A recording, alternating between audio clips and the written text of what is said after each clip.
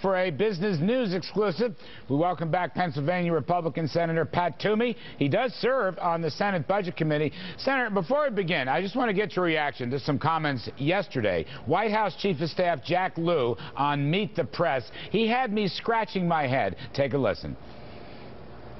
The number of days since Senate Democrats passed a budget is 1,019. Can you just explain, as a former budget director, how do you fund the government when there's no budget?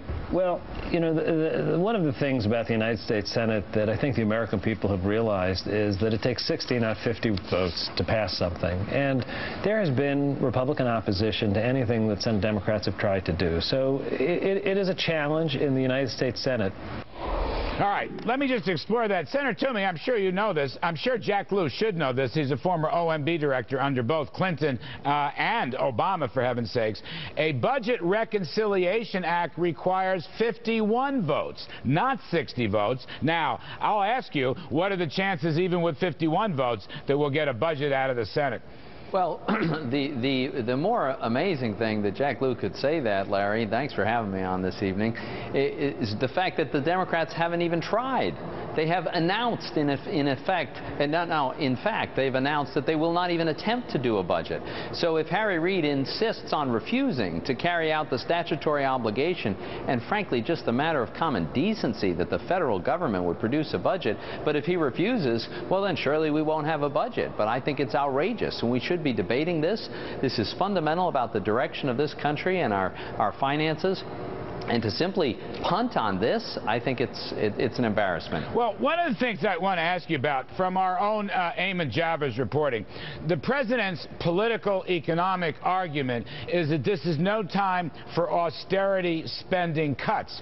But I would ask you, Senator Toomey, even if that were the case, why is this a time for austerity tax increases, which, by the way, are greater than the spending cuts, according to the work of Keith Hennessy and others? It makes no sense, Larry. There are massive tax increases that can only be harmful to the economy. They're taking that money and spending it. The deficit next year will be bigger than the deficit this year. And the president, despite having acknowledged that the long-term fiscal problem we face is driven by health care programs, he refuses to propose any substantive change in this. It's a complete abdication of responsibility. It would be really bad for the economy if any of this were enacted. Now, let me ask you, you've got this whole string of taxes, okay? Cap gains going up from 15 to 24. That includes Obamacare. The dividend tax rate reverts to ordinary income, as far as I know, from 15 to 40. The estate tax goes to 45%. The Buffett's tax would add 30% on that. Carried interest is targeted. Oil and gas is targeted. Banks are targeted. What is the economic growth logic? I mean, I always thought there are two ways together to balance the budget or move towards balance. Number one, restrain spending, and number two, grow the economy so the revenues coming in. This looks like it misses on both counts. You know what's amazing about this, Larry? It certainly misses, but every bipartisan group and the president's own commission, the Bowles-Simpson Commission, when they looked at tax reform, what they said was simplify the code, broaden the base, lower marginal rates. And in some cases, they've gone off on the wrong direction on capital formation, but generally they have acknowledged the need to broaden the base and lower rates. Almost everybody gets that, and this president is going in the exact opposite direction, narrowing the base, raising rates, and punishing savings and investment. It can't possibly be good for the economy. So let me ask you about that. You say there's some consensus about Simpson-Bowles. You yourself had a tax reform plan for the super committee. You had some Democratic support, as I recall. But let me just ask you, is there any common ground for reform, for entitlement reform, particularly Medicare, for tax reform that might do a lot of things? It might raise some revenues by getting rid of deductions, but it might actually grow the economy by creating incentives for lower rates. In other words, is there any common ground among Democrats and Republicans in your upper chamber?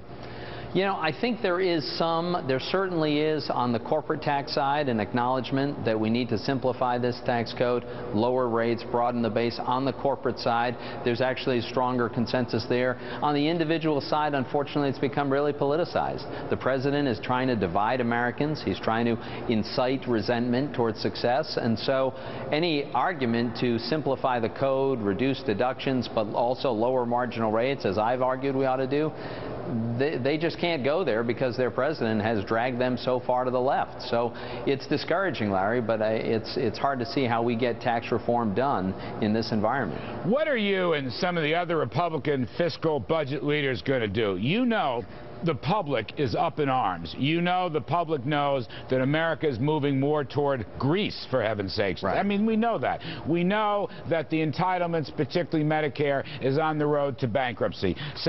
Congressman Paul Ryan put it out today. He called it a debt crisis and decline. We know that. The public is also very unhappy with Congress, okay? Right. I don't want to even be political. Democrats, Republicans, everybody's lumped in. What can you do, Senator Toomey? What can you propose? What'll come out of your own thinking or the leadership? What can you tell people watching this tonight? We're at loggerheads on taxes and spending, and America's going bankrupt. How do we prevent that?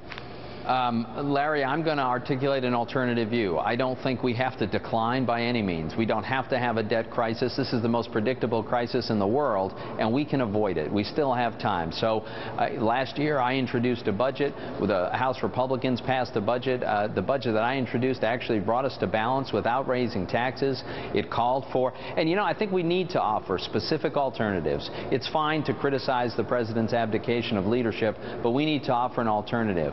And so I'm going to be working on and supporting a budget that is going to show how we can reach a balance, how we can lower marginal rates and generate more economic growth, and yes, how we can reform the big entitlement programs that are driving our long-term fiscal crisis. There's no mystery here, especially its health care entitlement programs that are unsustainable. If these programs are going to survive for another generation, if they're going to avoid causing a financial crisis in the meantime, we're going to have to change the architecture. The ideas are out there. They've been debated and recommended even by bipartisan commissions. We need to put a spotlight on this, make it clear to voters that Republicans are willing to do the reforms that will allow us to maximize growth and get on a sustainable fiscal path. I've had some Democrats on this show who were part of the Gang of Six, who were sympathetic to Simpson Bowles. Somewhere underneath it all, I think there is a consensus. I know it'll take hard work. What I know is American public and taxpayers and voters are just furious, Senator Toomey, and we've got to take some action. I appreciate your time tonight for laying it out for us. I hope you can find some common ground, sir. Appreciate it. Thanks for having me, Larry. All right.